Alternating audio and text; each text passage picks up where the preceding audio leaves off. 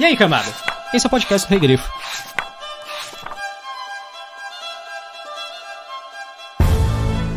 Entre os elfos, circula a lenda sobre a Rainha do Inverno, que durante as nevascas percorre países num trenó puxado por uma parelha de cavalos brancos. Nessas passagens, ela semeia à sua volta pequenos, duros e cortantes fragmentos de gelo. E pobre daquele a quem um fragmento desses atingir o olho ou o coração, será perdido. Nada mais poderá alegrá-lo, e tudo que não for branco como a neve lhe parecerá sujo, nojento e repulsivo. Não terá um minuto de paz, largando tudo e partindo atrás da rainha, em busca de seus sonhos e de seu amor. É óbvio que nunca a encontrará e morrerá de nostalgia. Aparentemente, algo assim ocorreu aqui, nessa cidade, em tempos remotos. Uma bonita lenda, você não acha?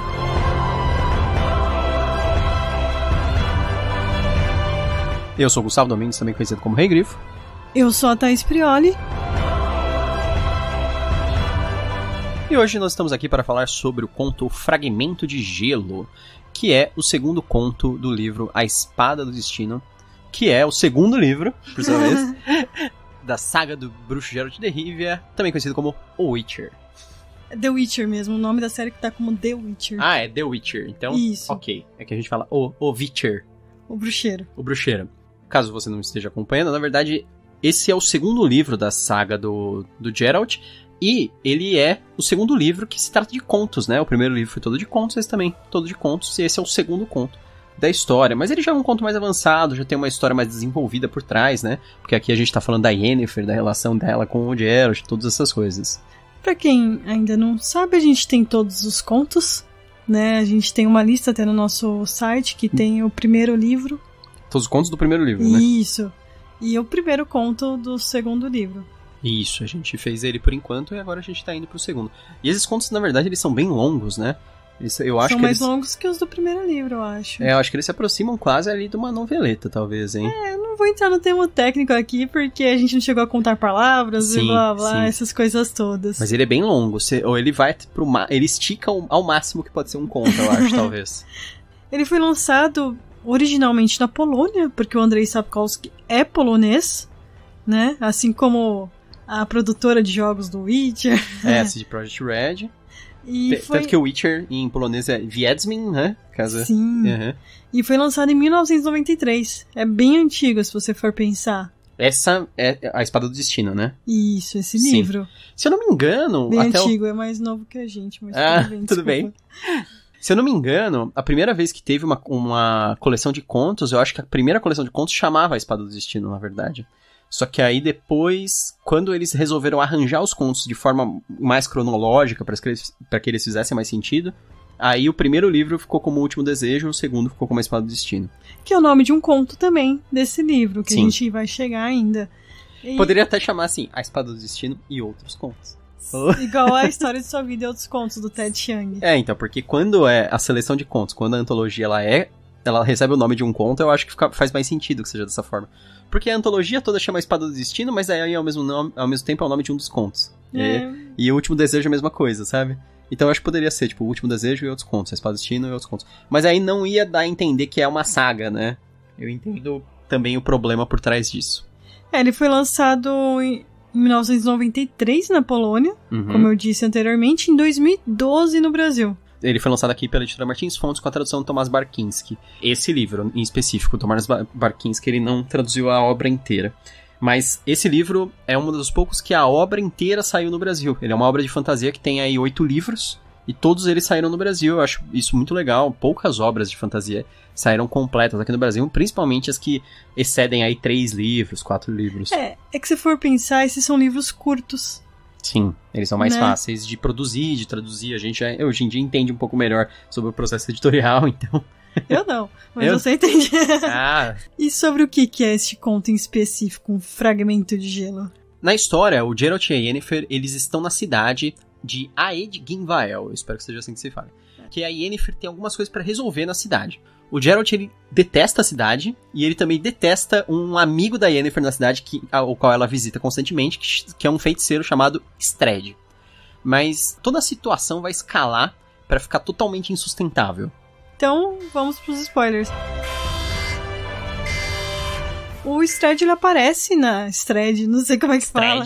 Que a gente tem um gato chamado Strad. É tipo Strad, é Strad com dread. É. Que, tipo o juiz dread, então é Strad. O Strad, ele aparece na série da Netflix, ele é o primeiro interesse romântico da Yennefer. Sim, a Yennefer conhece ele ainda lá naquela academia de feiticeiros lá, que eles aprendem magia. Sem ter feito ainda todas as plásticas mágicas. Ela era corcunda, tinha umas coisas assim, né, que ela tinha tipo meio que umas alterações físicas. E aí, antes dela ter feito todas essas correções físicas aí, ela, com mágicas, já tinha se apaixonado por ele, tinha ficado com ela. Na história da série, eles dão a entender que seria por um outro motivo que ele fica com ela, que era ser que um existem interesse. meio que os magos e as feiticeiras, né? Não sei porque os nomes diferentes, porque aqui são feiticeiros e feiticeiras, né? Eu acho que a tradução talvez eu não sei um pouco. Não sei onde pecou aí, se foi na série, se foi no livro, porque eu tudo. não falo polonês. Então é meio difícil ir pro original. Sim, sim. Porque eles falam que eles dão a entender que é separado quando eles aprendem com os sexos, né? Tipo, que as mulheres, elas aparentemente virariam feiticeiras, e os homens, na série a gente tá falando, né? E os homens aparentemente virariam magos. Mas no livro parece que eles fazem meio que as mesmas coisas. Tudo feiticeiro. É. Não, mas na série também, eles aprendem o mesmo tipo de magia. Eu acho que não muda o tipo de magia, muda só a denominação. Que nem, sei lá, ator, atriz, sabe? Aí, tipo, qual que é o feminino de mago, feiticeiro, sabe? Sei lá. Poderia ser maga e feiticeiro, né? E o Geralt, ele tá incomodado com esse relacionamento, ele sabe que é um amigo de longa data da Yennefer, e lógico que eles tiveram vários casos amorosos também, né? Na verdade, esse conto, ele é um conto bem atípico, assim, ele começa com uma lutinha ali contra um monstro bem rapidinha, que é um monstro que eu conheço esse monstro pelo universo do D&D, e no universo do D&D ele é chamado de Otyugh. Aqui ele tem um outro nome, um nome bem eslavo, assim, mas é um monstro que vive no lixo, que tem, tipo, uns tentáculos. Esse monstro, ele vive no lixo, e aí, tipo, o Geralt tá lá, ele se enfia no lixão da cidade pra matar o monstro, tem toda essa história. E aí, depois dessa pequena parte de ação, assim, da história de caçar monstros, a história vira uma história sobre o relacionamento do Geralt e da Yennefer, basicamente, né? Porque, no fim das contas, eles não têm um relacionamento sério, vamos dizer. Seria... Não é definido. Seria um relacionamento casual, mas aí o Geralt considera, assim, que, tipo, se eu tô com ela agora, então ela gosta de mim. Só que aí ele descobre, ali ao longo da história, que, tipo, meio que ela tá indo ver o cara, o Strad, como se ele fosse um amante, assim. Só que, tipo, não é amante. Não é amante, tipo, eles têm um relacionamento poliamoroso, só que só ela que se dá bem. Não sempre, né? Porque no último conto, ele se dá bem também, né? Não, mas ele não tava junto com ela. E eles estavam viajando juntos, estavam no mesmo quarto, hospedados. Novamente, eles não têm um relacionamento.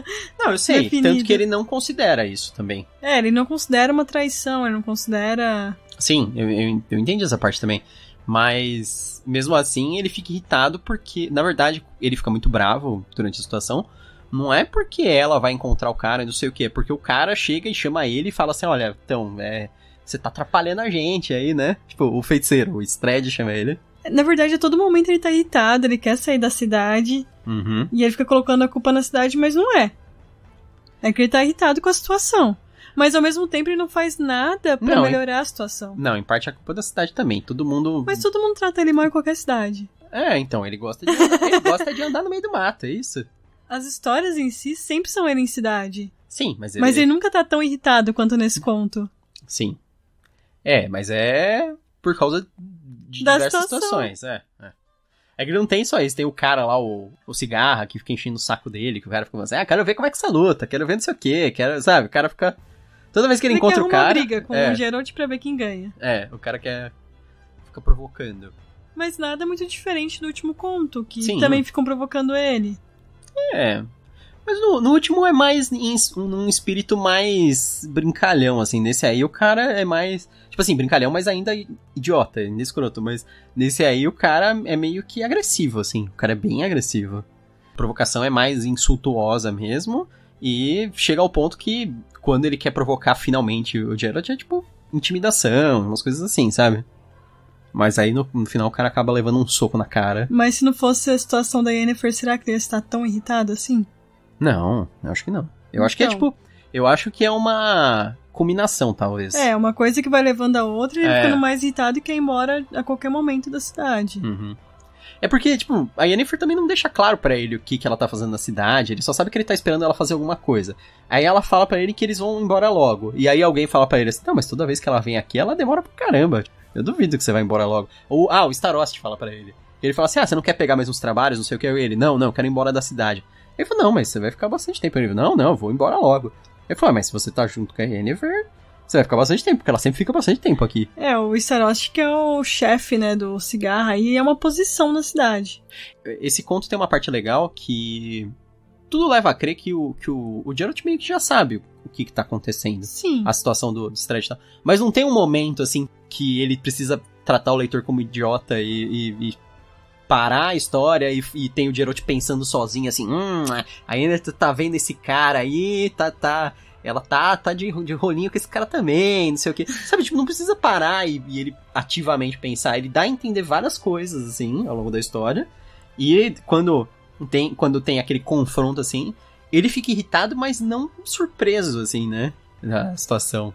Eu tava falando do Starost, o interessante é que ele fala que é comum quando alguém assume governo da cidade mudar todos eles, né? Uhum. São vários Starosts, pelo que eu entendi, numa cidade. E ele fala assim, não, mas eu sou mais antigo, por conta do cigarro. Eu acho que... Não, acho que eles usam intimidação. Eu acho que é um Starost por cidade, ele é como se fosse um xerife. E seria um governador de meio que como se fosse por estado? Isso, ele fala que, tipo, o cara que é o governador da província, que abarca várias cidades, ele sempre troca todos os Starosts, ou seja, todos os xerifes. E aí ele chega lá e o cara fala assim, mas eu tô aqui porque ele fala que eles bateram, provavelmente mataram o último agente do governo que foi enviado pra trocar o Starost, né? Sim. Então ele é bem antigo ali. Ele se mantém pela violência. Uma coisa que eu acho legal do conto é essa dinâmica que tudo vai culminando pra que, como se fosse o Geralt e o Strahd entrassem em um duelo. Eles vão lutar pela Yennefer. E quem ganhar fica com ela. Né? Então, o pior é que eles ainda falam um negócio assim, quem ganhar vai ter que fugir porque ela vai ficar puta. E, sabe? Tipo, na verdade, ainda vai dar merda, assim, sabe? Vai. Então. Na verdade, eles falam assim, a gente vai lutar, mas nenhum deles quer lutar. Eles vão lutar por uma, tipo, convenção social, sabe? Não tem jeito, tudo levou a isso, aí, tipo, porque o Strahd fala que ele abomina aquela situação. Não, mas parece que o próprio Starost fala que o Strahd, na verdade, ele gosta de defender a honra dele. Ele nunca deixaria uma coisa desse tipo passar. Uhum. Tanto que o Starost fala pro Geralt, não, eu te pago pra você não lutar com ele, porque a gente não pode pagar um outro feiticeiro aqui na cidade. Como se ele fosse mais barato. É que o Strahd, ele parece um cara meio desinteressado, assim, nas coisas, sabe? Ele tá lá por costume, assim, então... Conveniência. Ele deve aceitar um valorzinho... Tanto que ele tá cavando em algum lugar lá, porque é por alguma coisa que ele tá procurando. Ele é meio estudioso, então ele é meio arqueólogo, né? Eles estão, tipo... Ele tem um sítio arqueológico, pelo que eu entendi. E durante a conversa dele com o Geralt, ele meio que dá um porque eu mereci, né, no Geralt. Como assim? Ele não gosta quando os bruxos fazem magias porque eles não estudaram, então não sei o que lá, meio que um porque eu mereci, eu tô aqui, né, não sei o que lá. Ele dá um discurso de meritocracia. E no fim das contas, assim... Que ele fica falando assim, quando todo mundo tá se divertindo, eu tava estudando. No fim das contas... Tem profissões que realmente você precisa aprender e tem algumas outras que você pode, conforme você vai trabalhando nelas e aprendendo, né? Eu vejo muito na minha profissão, eu trabalho com TI isso, e tem muita gente que vem de outras áreas. Elas quebram muito mais a cabeça pra aprender, quebram, igual o Geralt aqui, quebra mais a cabeça pra fazer algumas magias e blá blá blá. Mas não é igual um médico que você precisa... Ter um estudo mais formal, né? Sim. Não dá pra você aprender conforme vai, porque senão vai ter a pilha de corpos. Apesar, né? Que tem vários médicos, né? Ultimamente sim. Né? De internet. Ao mesmo tempo, ele fica com esse discursinho e tal. Eu acho muito babaca dele fazer isso, o né? Strahd, né? Até porque ele começa a falar assim, que o Geralt fala assim, mas por que você tá com esse sangue aí? É tipo um sangue de uma virgem? Precisa ser de uma virgem? Dele, não, na verdade não precisa. A gente faz isso pros populares não achar que eles podem fazer magia também. Eles falam assim, pode usar sangue de porco, mas se você falar que é um sangue de uma virgem de não sei onde, não sei o que, o primeiro sangue, aí ele fala assim, aí ninguém se dispõe a ter esse trabalho pra fazer magia, sabe? Então é uma coisa que todo mundo poderia fazer, mas eles falam, não, só uma classe aqui vai fazer isso. O controle, então, eles fazem um controle social da magia. Isso, então vamos fazer aqui uma maneira que só a gente consiga usar. Na verdade ele despreza não só o Geralt como bruxo, ele despreza todas as classes que eles consideram como inferiores. Curandeiro, ele fala. Que ele fala assim, curandeiros, xamãs, não sei o quê. Porque assim, tem meio que uma empáfia acadêmica, né? Tipo, ele é meio que um acadêmico da magia. A Yennefer também, porque ela se formou numa academia de magia. E eles desprezam as pessoas que fazem a prática da magia de forma não profissional, entre aspas, como eles, assim. Profissional, sim, porque os caras trabalham. Em geral, tipo, sei lá, que nem xamã, curandeiro, trabalha com magia, né? E teve um aprendizado, mas não foi um aprendizado formal. Sim, seria meio... igual eu tava falando o paralelo de TI aqui, tem muita gente que aprende que é autodidata. Em geral, vai quebrar muito mais a cabeça do que alguém que teve um estudo formal, foi na faculdade, blá, blá, blá. Uma coisa que eu acho legal desse conto é como ele explora bastante essa ideia sobre os bruxos não sentirem emoções. Porque isso entra na discussão do Strahd, também, que ele fala assim, você não pode oferecer a ela o que eu posso oferecer, porque você não tem emoções, não sei o que, você acha que tem emoções, né? Ele fala, o que você tem são, tipo, coisas automatizadas que você acostumou, sabe? Pode ser que ele até sinta, mas não transpareça essas emoções.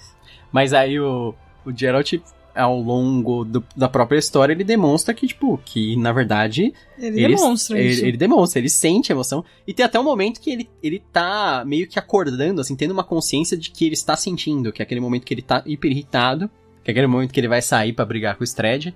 E aí ele tá irritado e ele tem consciência que ele tá irritado. E aí ele meio que dá uma risada sozinho, assim, porque ele entende que ele tá sentindo emoções e que aquilo é real. Então, tem bastante exploração dessa história. Porque isso é uma coisa que se fala muito sobre a supressão de emoção dos Witchers, dos bruxos, que é porque eles fazem isso para que eles possam entrar numa situação que ninguém mais entraria. Até o cara fala disso aí, porque ninguém mais entraria no lixão, se chafurdaria em estrume para lutar com o bicho. Você faz isso porque você foi condicionado a isso, não sei o quê. É verdade, ele tem uma certa supressão, eu acho, mas não é total, assim. Ela é mais...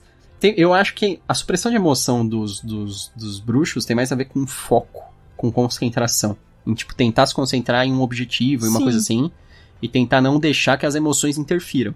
Não que o cara não vai sentir emoções. Ele vai sentir. E muitas vezes ele acaba transparecendo, né?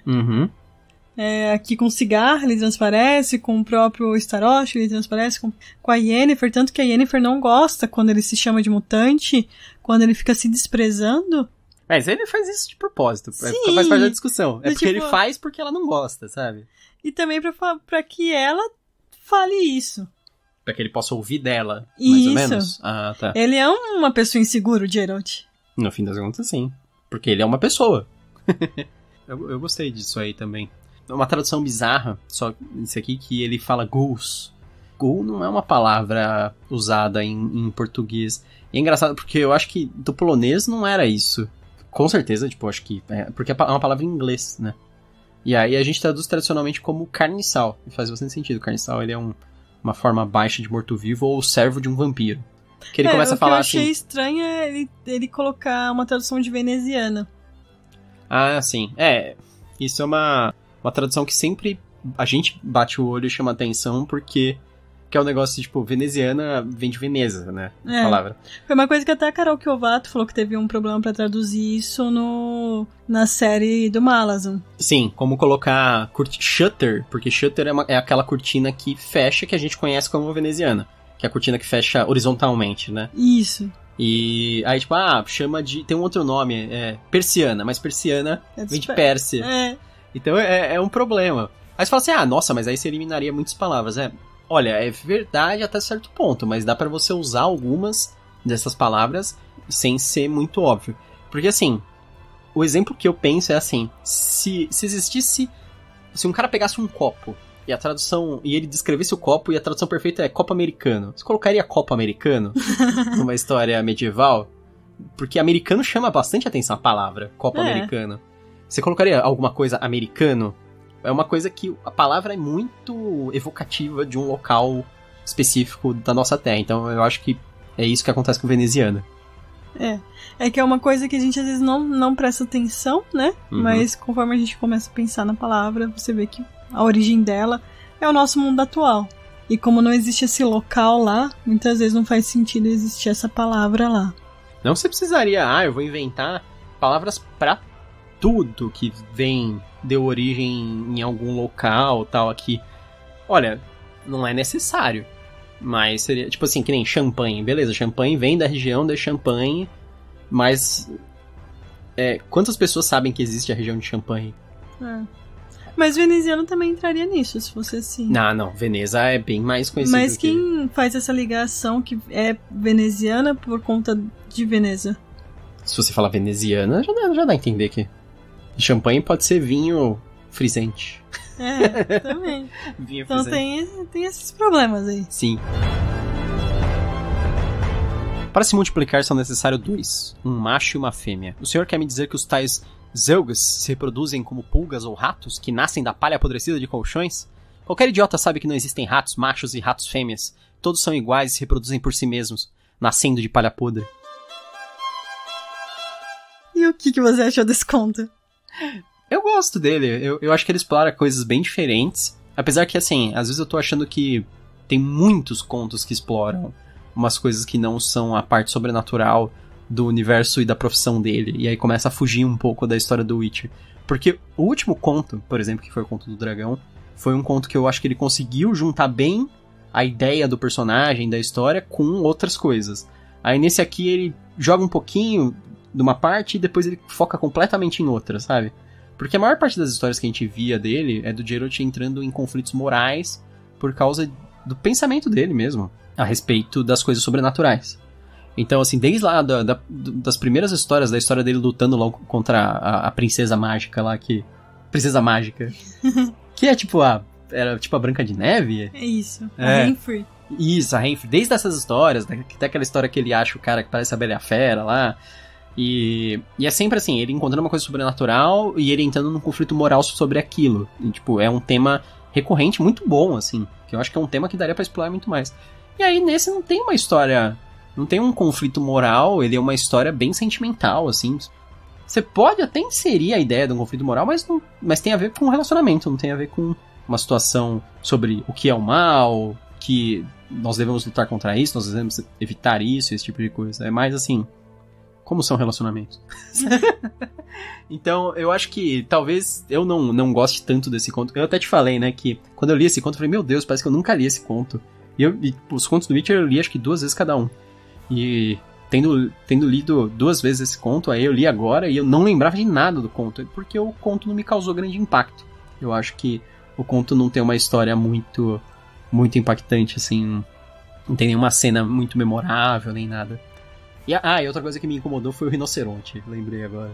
Na história original ele fala um unicórnio, que a Yennefer tem um unicórnio empalhado, que ela gosta de fazer amor em cima, que ele acha uma situação bizarra. Foi traduzido como rinoceronte no Brasil, eu acho. Nada a ver, sabe? Você pegou isso mais por conta do jogo, né? Que tem uma referência a isso, e depois pesquisando você achou isso, né? Exatamente. No jogo aparece um unicórnio. Aí eu falei, nossa, mas no jogo aparece um unicórnio e aqui é um rinoceronte. Aí eu fui pesquisar sobre o original e é um unicórnio. E tipo, por que foi traduzido como rinoceronte é um mistério.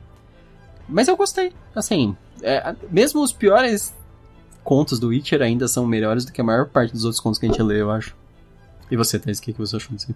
Eu gostei da história, eu gostei às vezes de mudar um pouco o foco, de não ser um mal que tá corroendo o mundo, de vir pra uma história um pouco mais pessoal pra você conhecer o personagem realmente. Eu acho que é bom isso, quando você tá construindo uma personagem, né?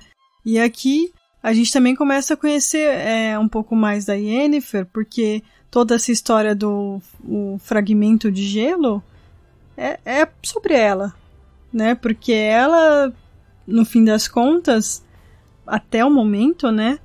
ela não tá em nenhum relacionamento fixo.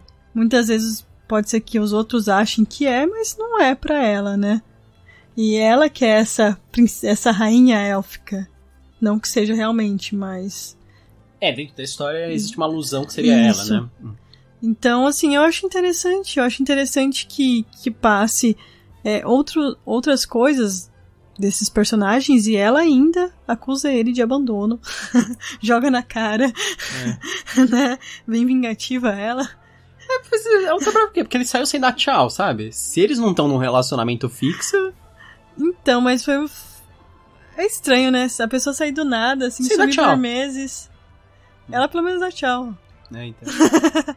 Apesar que uma manhã ali ela não deu, mas ela ia voltar. Não, mas ela manda uma carta através de Gavião Negro. Ela manda pro Strade, nosso gato, né? Pro Strade, antes da luta, pra que eles não lutem mesmo, né? Uhum. Porque o que adianta eles lutarem ali, que a gente tava falando, né? Uhum.